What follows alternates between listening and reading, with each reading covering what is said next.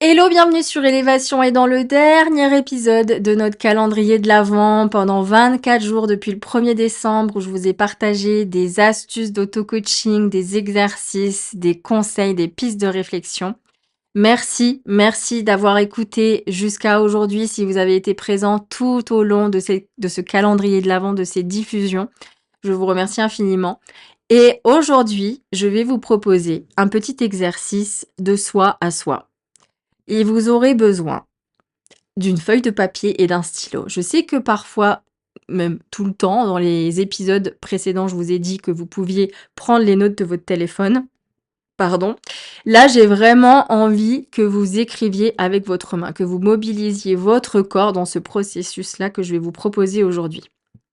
C'est un exercice que j'aime faire énormément, que je fais chaque année. Et à chaque fin d'année, je relis ce que j'ai fait l'année précédente. Et vous allez vite comprendre ce que c'est.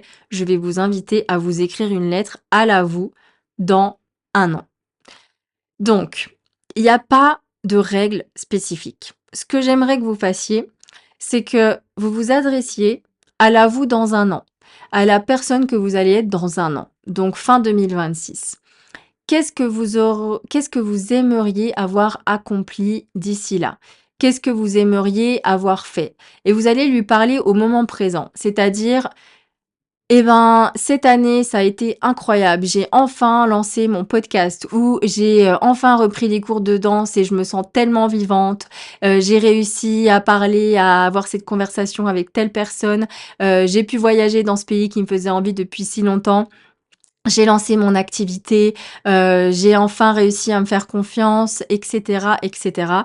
Je veux vraiment que vous listiez dans cette lettre tout ce que vous aimeriez avoir accompli d'ici un an et je veux que vous le fassiez en ayant en considération que l'univers est illimité et que la seule limite, c'est vous et votre esprit. Je veux que vous vous sentiez comme dans un grand supermarché ou un magasin de jouets pendant 10 minutes où tout est accessible. Vous pouvez prendre tout ce que vous voulez et vous allez écrire tout ce que vous souhaitez concrétiser, créer, matérialiser, manifester, utiliser le mot qui vous convient dans votre vie d'ici un an. Et on va pas chercher à se dire, OK, plan d'action, qu'est-ce que je mets en place, etc. Je veux juste qu'avec votre énergie d'aujourd'hui, du moment présent, vous écriviez cette lettre à la vous dans un an et, et vous vous imaginez comme s'il était en train de la lire. Et qu'est-ce que vous aimeriez qu'elle ressente ou qu'il ressente quand il est ou elle est en train de lire cette lettre? Est-ce qu'elle va être fière de vous? Est-ce qu'il va être heureux pour vous? Est-ce que vous aurez accompli des choses qui vous tenaient à cœur? Etc., etc. Vraiment, soyez sans limite, soyez je vous l'ai déjà dit dans un épisode précédent, le mental ne fait pas la différence entre le réel et l'imaginaire. Vous n'imaginez pas à quel point, vraiment, je pèse mes mots, à quel point le seul fait d'écrire ce que vous aimeriez incarner, manifester dans l'année à venir a du potentiel. Je le vois parce que je fais cet exercice chaque année depuis 6 à 7 ans.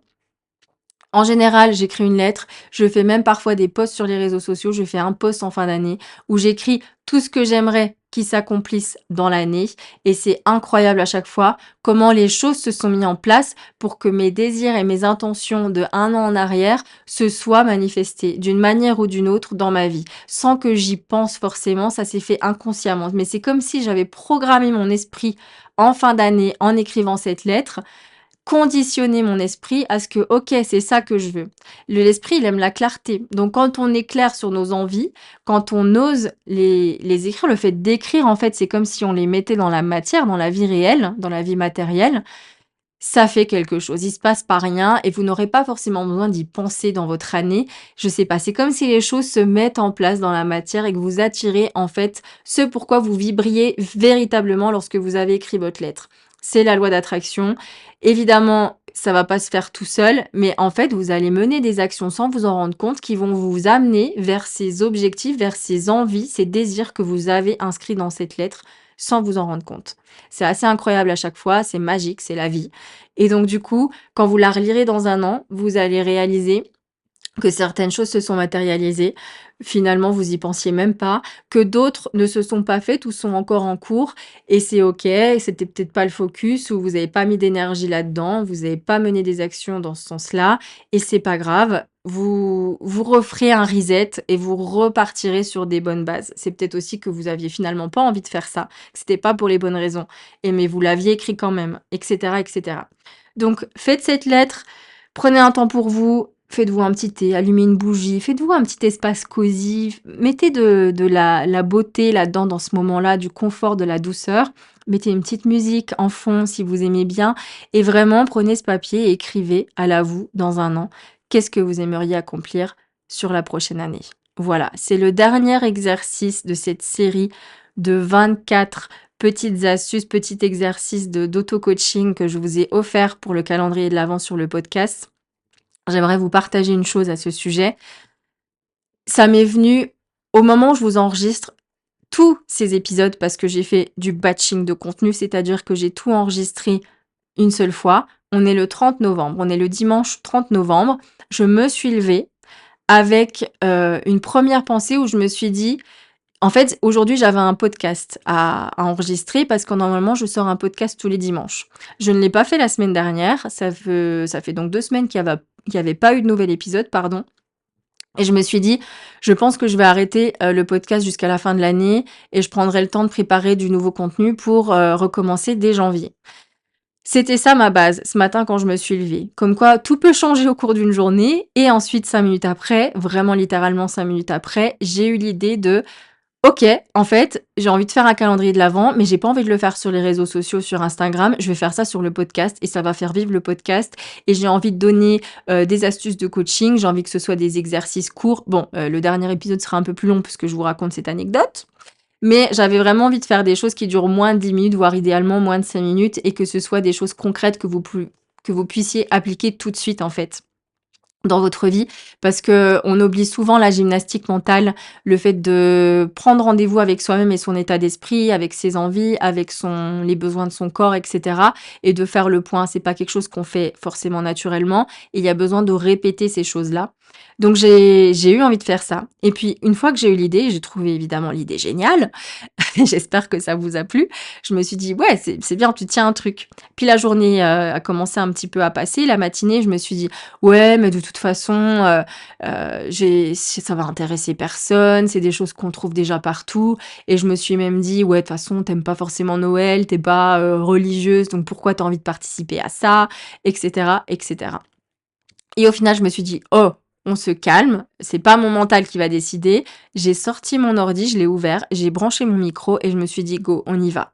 On y va, on le fait» et je fais tout aujourd'hui et je planifie tout avant d'en parler et une fois que c'est fait, c'est bon, ce sera en ligne et voilà, ce sera un beau cadeau, du bon contenu en fait, pour en fait, finalement faire vivre le podcast au mois de décembre. Donc je trouve que c'est assez incroyable ces montagnes russes que j'ai vécues aujourd'hui et au final, là, je termine. Il est 16h48 exactement au moment où je vous parle. J'ai commencé à m'y mettre vers, 11h30.